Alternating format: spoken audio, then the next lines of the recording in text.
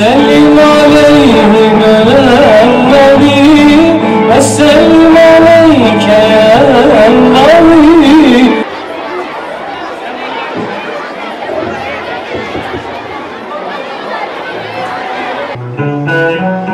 Gönül gönüle deyince yol mu dayanır? Ey dost yol mu dayanır? Arif olan söylemişti bu yol çetindi, bu yol çetindi. Şu anda bu okulda Şahinbey ilçemizin en başarılı öğrencileri eğitim görüyorlar. 150 tane öğrencimiz var. Bu yıl hamdolsun bir iki yaşadık. Gaziantep'te İstanbul Kartal İmam Hatip Lisesi'ne öğrenci gönderdik başkanım. 65 tane öğrencimizi sınavlı okullara gönderdik. Ve 5. sınıflarımıza 700 tane öğrenci müracaat etti. Bunların yalnızca 252 tanesini alabildik. Yoğun bir talep var. Bu talep bizi bir taraftan çok sevindiriyor. Bir taraftan da ihtiyaca cevap veremediğimiz için üzüldüğümüz noktalar oluyor. Ama şuradan size şu sözü verebiliriz.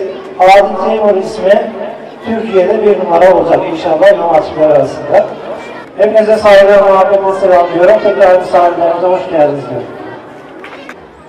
Gerçekten Şahinbey Belediyesi'nde çalışıyor olmaktan o kadar keyif alıyorum ki. Çok zor bir ilçede görev aldığımızı biliyorum. Suriyeli misafirlerimize katıldığımız zaman Türkiye'nin en büyük ilçesi. 18 tane büyük şehirden daha büyük, 60 tane ilden daha büyük bir ilçeye hizmet. Ve bütün varlığıyla Milli Eğitim Camiası'na bir il müdürü gibi, il Milli Eğitim Müdürü gibi, ilçe Milli Eğitim Müdürü gibi ekibiyle beraber eğitime destek veren bir belediye başkanı. Bu zorluklar ve bu kolaylıklar bizlere bu kolaylığı sağladığı için, eğitimle ilgili her zaman yanımızda olduğu için ben Sayın Başkanıma ve çok değerli ekibine sizlerin huzurunda, sizlerin adınıza çok teşekkür ediyorum. Sizlere şunu söylemek istiyorum. Gerçekten çok özel bir okulda okuyorsunuz. Çok güzel imkanlara sahipsiniz. Sizlere diyorum ki, yürüdüğünüz yolun kıymetini bilin ve her zaman hak için adım atın. Sadece okulunuzda değil, kendi mahallenizde de sevilen, sayılan, yüzündeki tebessümle her zaman elle gösterilen insanlar olun. O karakterde insanlar olmaya çalışın. Çünkü ne kadar çok gönüle dokunabilirseniz Allah katında o kadar çok hizmet yapabilmiş olacaksınız. Diyorum ki Rabbim hep birlikte geleceğin büyük insanları, geleceğin belediye başkanları, milli eğitim müdürleri olan sizleri hak yolunda hayırlı adımlar atabilmeye nasip eylesin. Sizleri çok yormuyorum. Tekrar diyorum, emeği geçen herkese teşekkürler. Hepinize başarılar. Daha büyük adımlar atmak dileğiyle Allah'a emanet olun inşallah. Evet, bu okul özel bir okul. Özel dediğim bizim için özel. Bu okulun yapımını Sayın Cumhurbaşkanımız istedi. Ve 3 ay içerisinde bitirmemizi bize talimat verdi. Biz de Allah nasip etti 3 ay içerisinde okulumuzu tamamladık. Okulumuzun isim babası da yine Sayın Cumhurbaşkanımız. İsmi ne olsun dediğimizde kendisinin de İstanbul İmam Hatip'ten öğretmeni olan yine Gaziantep'li hemşerimiz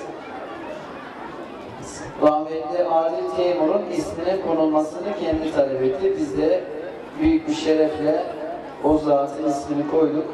İnşallah Sayın Cumhurbaşkanımızı yetiştiren Adil Teymur'un gibi çok Recep Tayyip Erdoğan'lar, Adil Teymur'lar inşallah bu okuldan yetişecek diyorum. Ümidimiz sizlersiniz. Şimdi bugün burada başarılı öğrencilerimize saat hediye edeceğiz. Başarılı öğrencileri biliyorsunuz okul birincisi, ikincisi ve üçüncüsü olan öğrencilere laptop hediye ediyoruz. yıllardan beri. Yani siz çalışmak sizden, hediyesi bizden. Anlaştık mı? Daha çok çalışacağız, daha çok gayret edeceğiz. Hepinize teşekkür ediyorum arkadaşlar.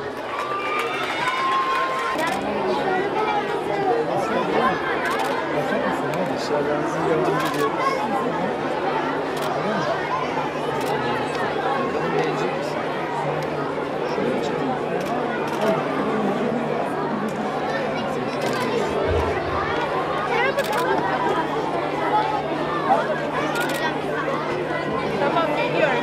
Öndekiler de var. Öyle. Yanında da var 2 kişi. Orada varmış, göreceğim.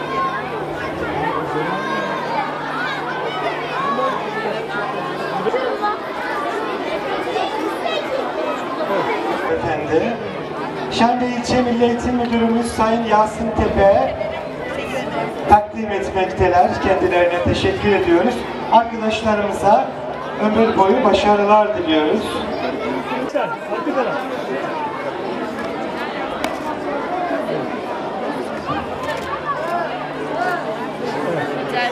Çiçekleri de öğrenciler tutuyor.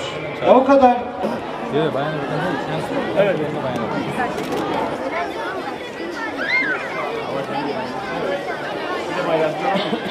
Teşekkür ediyoruz. Hepinize hayatta başarılar diliyoruz.